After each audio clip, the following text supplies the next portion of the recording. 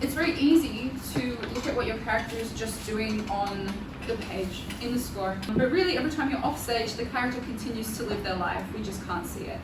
So much like how we're talking about distractions earlier and it taking an average of 15 minutes to kind of finally get back into the zone and get really into what it was you're doing, actually coming off and on stage is also a distraction in itself.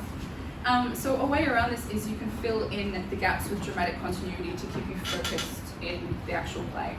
So you can ask yourself things like, okay, where was I before this? I meaning your character.